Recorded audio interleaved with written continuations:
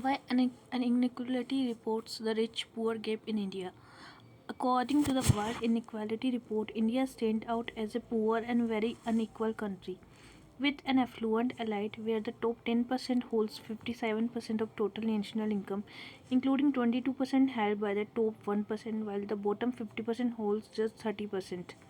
So, poor middle class wealth, it's say India middle class is relatively poor with an average wealth 7,23,930, 29.5% of total national income compared with the top 10% who own 65% and top 1% who own 33% of national income. Disparity in average income is the bottom 50% earn 53610 while the top 10% earn 20 times more. Disparity in average household wealth is 983,010, of which the bottom 50% own 66280 and merge 6%. Multidimensional poverty. As per the recent multidimensional poverty index prepared by NITI Aayog, one in every four people in India was multidimensionally poor. Bihar is the highest such proportion, followed by Jharkhand and Uttar Pradesh. Poor data from government sources. The quality of inequality data released by the government seriously deteriorated, making it particularly difficult to assess recent inequality change. Drop in income. The impact of pandemic was reflected in drop in global income. Wealth in private hands also, even as countries have become richer over the last 20 years, their government has become significantly poorer.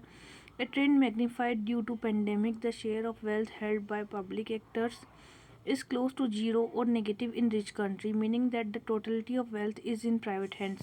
Increased government borrowing. The trend of concentration of wealth in private sector have been magnified by the COVID crisis, during which government borrowed the equivalent 10 to 20% GDP essentially from private sector.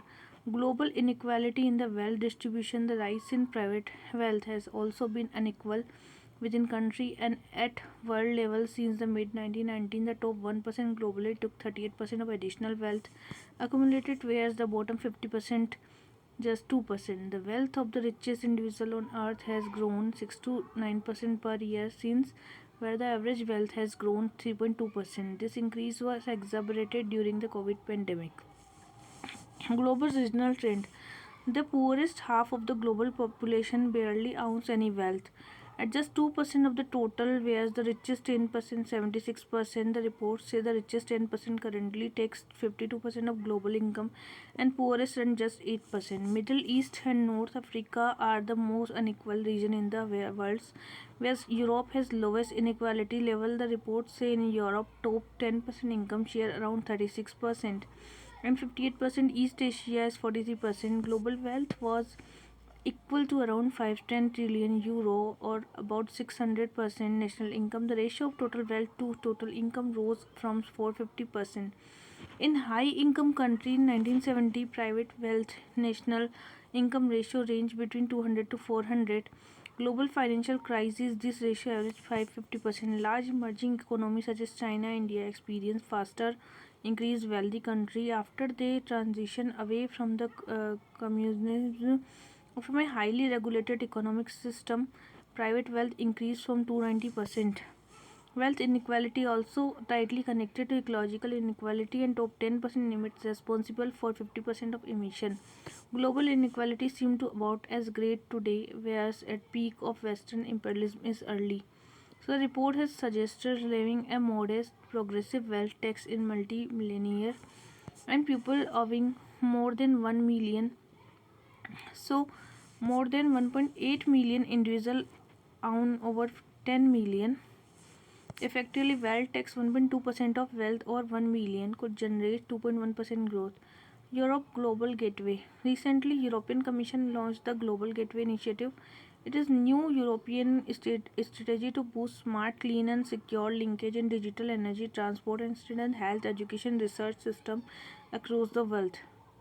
Europe Global Gateway is essentially an umbrella strategy to synchronize already existing EU and member state global infrastructure investment program.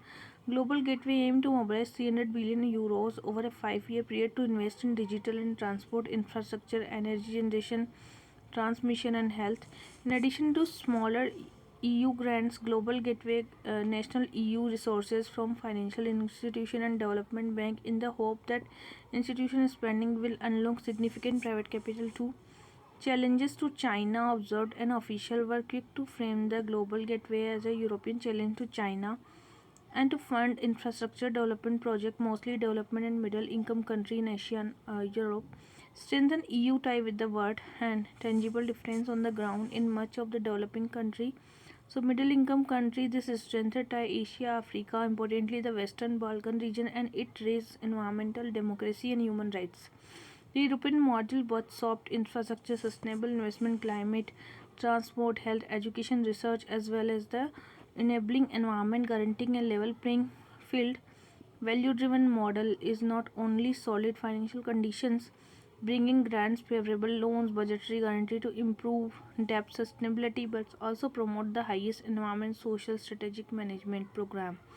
Complement US initiative. This is Europe contribution to narrowing the global investment gap. Global Gateway and US initiative Build Back Better World will mutually reinforce each other. Repacking of existing project. Global Gateway is mostly repackaging existing program.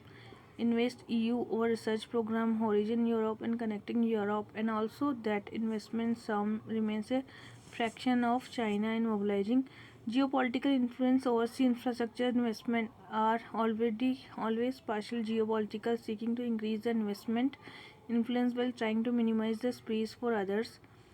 So China factors exacerbate not China but Japan is the largest infrastructure investment, silently and seamlessly implementing the affordable good quality project.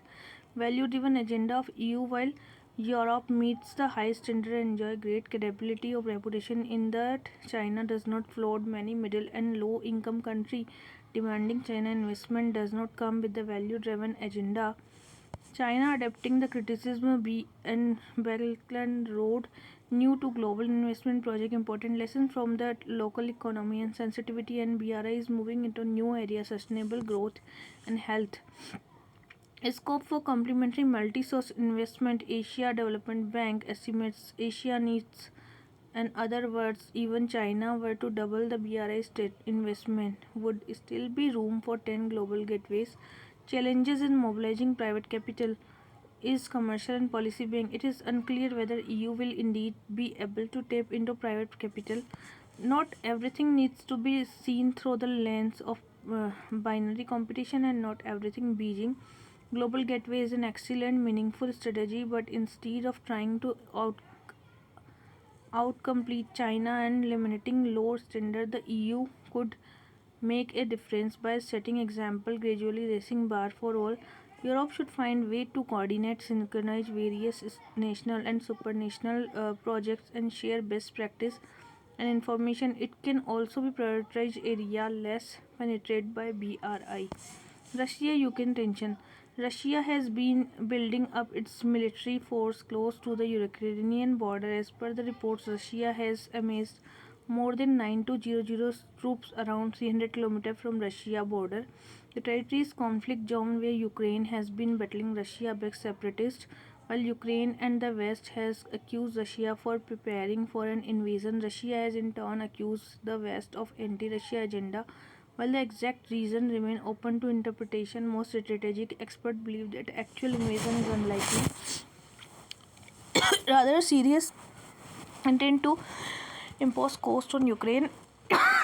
Red line regarding the Moscow security concerns. Background to Russia recent escalation. Ukraine is discomfort with the steady as well expansion of US-led North Atlantic Organization NATO.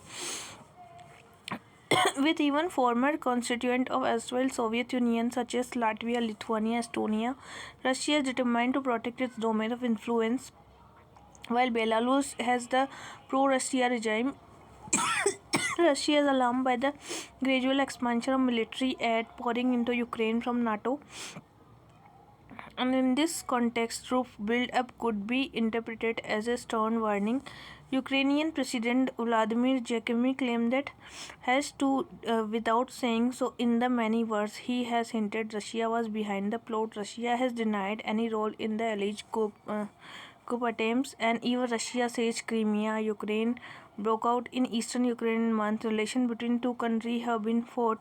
Russia annexed Crimea to protect its naval base in Crimea, capital of Sevastopol, which is necessary to retain its dominance strategically critical Bank Sea. Georgia and Ukraine being aspiring members whose introduction has been stalled only by Russia. So the Minsk Protocol was agreement signed